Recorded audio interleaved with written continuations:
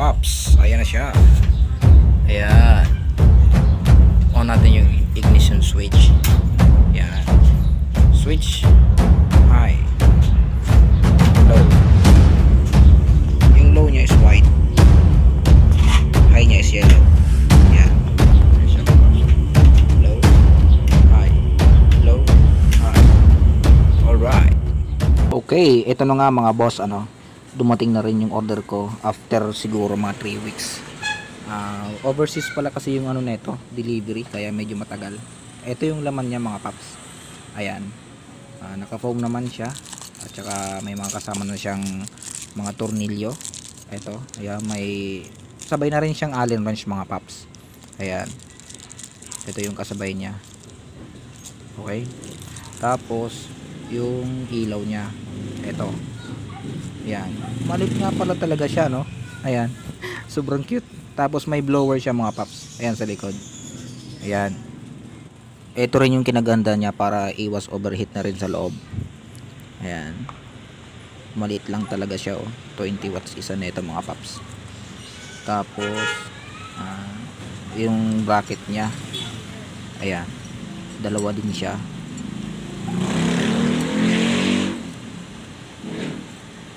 Balik lang ulit natin sa loob mga paps. Papakita ko lang sa inyo kung anong mga laman niya. Tapos ito yung sa kabila. Ayan. Sobrang liit nga. Kasya naman siguro to sa headlight lens natin mga paps. Ito. Ayan. Okay. Tapos ano pa ba yung mga kasabay niya? Itong dalawa. Ito. Tinatawag nila tong balas. Ewan ko ba. Basta balas daw tawag dito eh. Saka may socket connector na rin siya. Ito. Ayan. Tapos may tatlo siyang wire.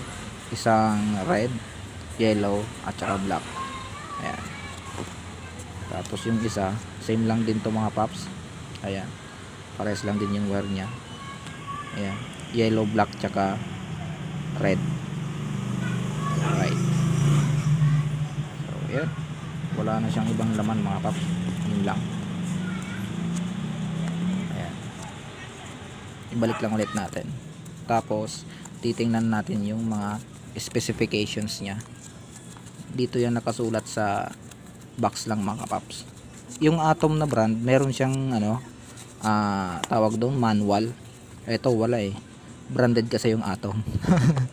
So ayan, mapunta na nga tayo dito sa sa descriptions niya. Ang brand nito mga paps, ito LAZX 4496. Ayan. Mura lang to mga paps. Ililink ko na lang sa description yung shop na ito na pinagbilhan ko. Meron siyang current na 1.3 amperes. Voltage niya 9 to 36 volts. Tapos 30,000 hours. Equivalent to 3 years yan mga paps. Tapos 20 watts per bulbs. Tapos Korean chip. Okay, install natin mga paps. Tinanggal ko na yung stock bulb niya. Ayan, ganyan yung setup niya mga paps. Ayan, binutasan ko siya dito para ito na yung magsisilbing bracket niya. Ayan, magkabilaan siya. Ayan, tapos ayan, tinornilyo ko na siya doon. Ayan, so ganyan yung magiging setup niya mga paps. Ayan, makikita nyo. Ayan. Tapos yung rubber dun sa stock na headlight natin, ikinabit ko siya ulit para just in case mag car wash man tayo or maulanan, mapapasukan ng tubig. Tapos itong pinagtornilyuhan ko, lalagyan ko na lang to ng siguro glue stick para hindi rin siya mapasukan ng tubig. Okay? Tapos itong butas na to, ayan, binutasan ko to dati dahil dito nakakabit yung eagle eye ko. Dati kasi yung ilaw nito LED din, yung parang flashlight. Ayan, so tatapalan ko na lang to ng glue stick. Alright mga paps, ito tinanggal ko na yung mga fairings nya.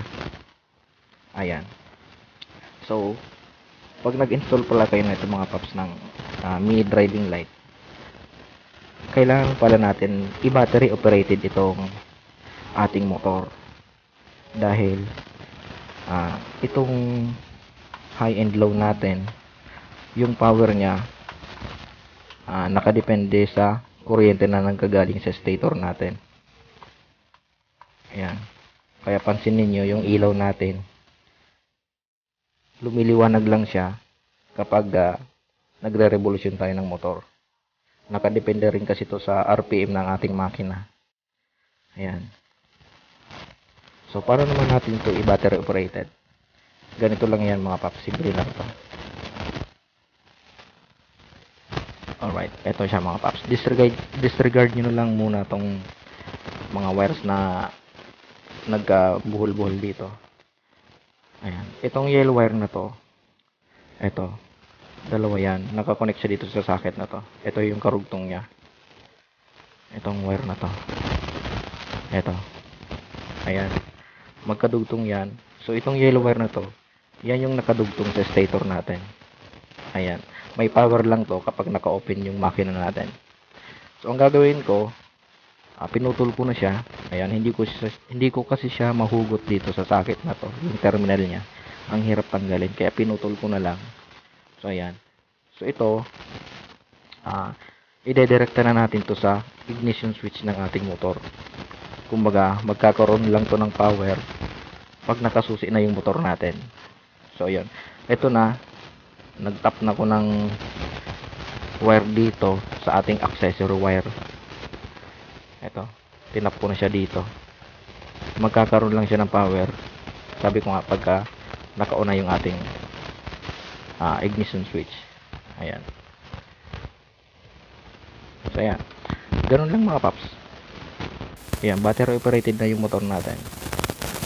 Ganun lang kadali. Itatap nyo lang yung yellow wire na nanggagaling sa stator. Iko-connecta mo lang siya sa accessory wire ng ating motor sa Honda Wave 100.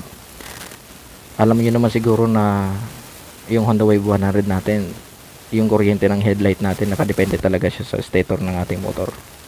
Kaya pansinin niyo yung ilaw natin kapag nakahinto tayo or naka-idle, kumukurap-kurap yung ilaw natin. Kaya ayun, nakadepende rin kasi talaga siya sa stator ng ating motor. Kaya okay, simulan na natin ang tutorial mga paps. At siya nga pala, subukan kong hindi na gumamit ng relay mga paps. Kasi dalawang relay ang kailangan natin dito. Yung 4-pin relay. Ayan, subukan ko lang. Just in case magka problema man sa wirings natin, dun lang ako gagamit ng relay dito sa ating mini driving light. Okay mga paps, trial ko lang to. At saka gagawin ko na lang ulit ng panibagong video kung magkakabit man ako ng relay. Okay? Alright. Ito yung balas niya mga paps ng ating mini driving. Ayan, dalawa siya.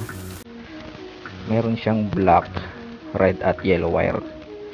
Ayan, kung mapapansin nyo. So, ang gagawin ko, itong dalawang black wire, idedirekta natin to sa negative ng ating battery. Paghahaluin ko lang mga paps. Ayan, paghaluin mo lang siya. Tapos, rekta to sa ano ng battery natin mga paps, sa negative. Tapos itong red wire, yung red wire pala mga paps, kulay puti ito ng ating, kulay puti yung ilaw nito sa ating mini driving light. So paghaluin din natin, ito ang gagamitin kong low, yung puti. Ayan, itatap natin to sa low ng ating switch ng ilaw. Tapos itong yellow wire naman mga paps, color yellow din to ng ilaw ng ating mini driving light. Itatap ko rin to sa high ng ating switch, sa high and low switch ng ating motor. Ayan. Okay. So ayan, napaghalo na natin mga paps. So itatap na lang natin to. Okay. Tapos may ano na pala siya mga paps. Ito, socket connector. Para magtanggal man kayo ng ulit ng headlight, mabilis nyo lang siyang tatanggalin kasi i-plug nyo lang to ganyan. Hindi ito magkakabaliktad mga paps dahil meron siyang uka dito. Ayan, parang yung kanal. Ayan, tapos meron siyang ditong palatandaan na doon nyo rin siya itatapat. Okay, kaya huwag kayong mag-alala kasi hindi yan magkakabaliktad. May palatandaan naman mga paps. Ayan o. Ito. Itong kanal na to, itatapat nyo yung parang pangsapal doon. Okay? Ayan, tapos higpitan nyo na lang siya.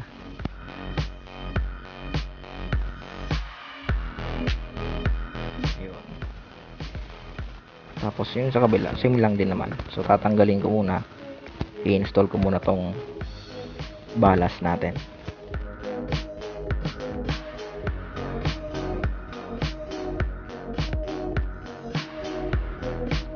Mapunta na tayo dito sa installations mga paps. For demo lang muna to mga paps, saka ko na to aayusin mga wires na to. So napanood nyo naman siguro yung iba kong mga tutorial. Yung pinagapang ko na wire, doon ko lang to itatap. Itong negative na to, ayan, itatap ko na to sa negative ng ating battery. Ito siya, ayan, nakarekta na to sa battery mga paps. Ito, itatap na natin.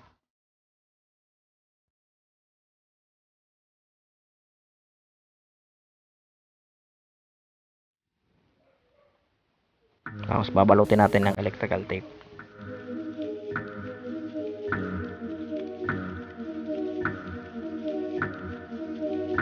Ayan, okay na siya mga paps. Sunod, dito na tayo sa high and low.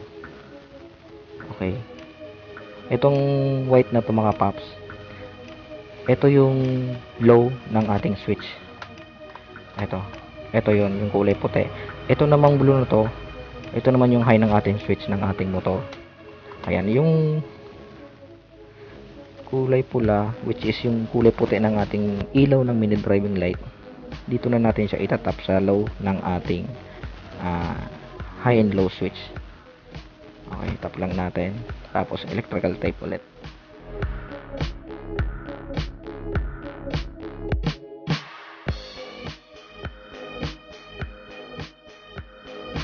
Okay, so tapos na tayo dito sa low ng ating mini driving light.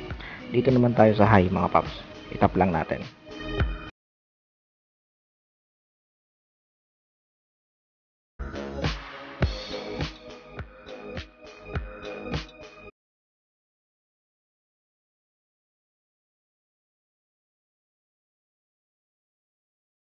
Ayan, okay na siya mga paps.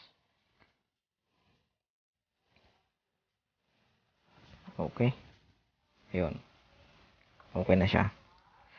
So itest lang muna ulit natin mga paps, tapos saka na tayo mag-install ng switch. Okay, ang gamit kong switch mga paps, yung dating switch ng aking blue water.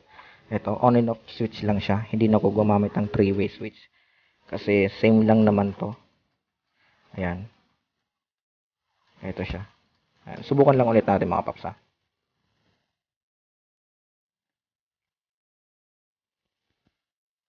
Ayan, isasakit lang natin tong magkabilaang dulo ng ating mini driving light.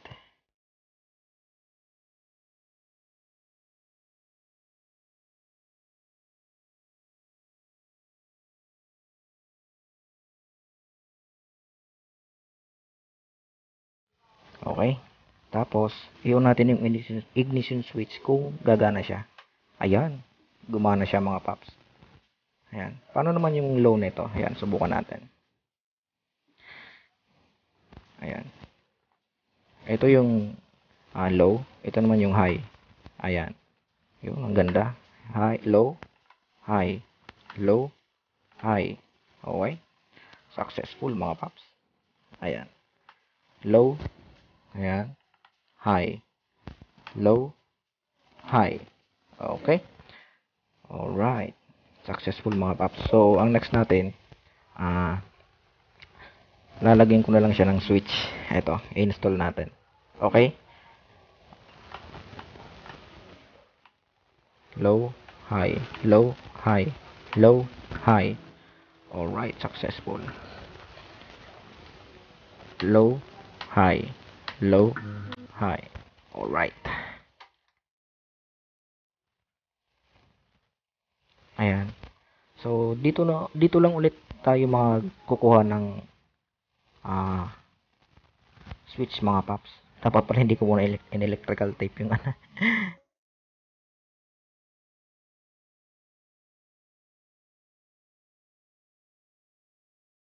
Ayan. Ito yung switch natin. Ito. Yung isang paa na ito, itatap natin sa negative ng ating pinagtapan ng mini driving light. Itong isang paa. Ayan. Dito natin siya itatap.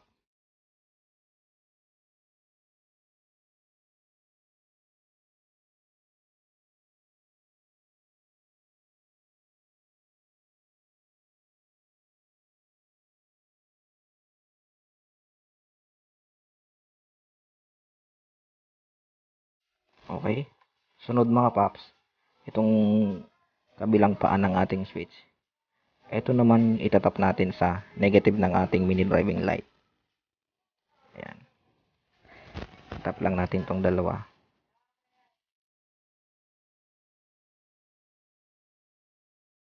Tapos, electrical tape. Naubos na pala yung shrinkable cables ko mga paps. Kaya ito na lang muna gamit ko ulit na electrical tape.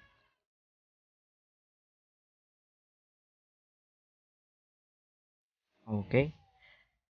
So, okay na siya mga paps. Natap na natin yung switch niya. Ayan na siya. So, itetest ulit natin siya. Ayan. Ikakabit ko ulit itong socket na to. Subukan natin kung gumana na yung switch natin.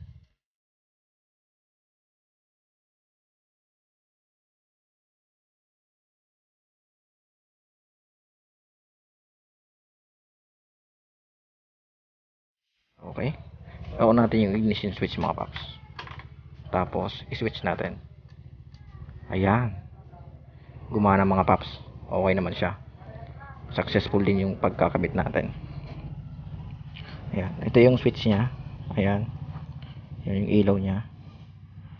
Off. On. Off. On. Tapos, yan yung high. Low. High. Low. High. Low. High. Low. Alright. Tapos off. On. High. Okay. Off. On. Off. On. Low. High. Okay. Successful mga paps. So ayun. So ang gagawin ko na lang, ayusin ko na lang tong wirings natin para malinis siya. Okay mga paps. Paps, ayan na siya. Ayan. On natin yung ignition switch. Ayan. Switch. High. Low. Yung low niya is white. High niya is yellow. Ayan. Ayan siya mga paps. Low. High. Low. High. Alright.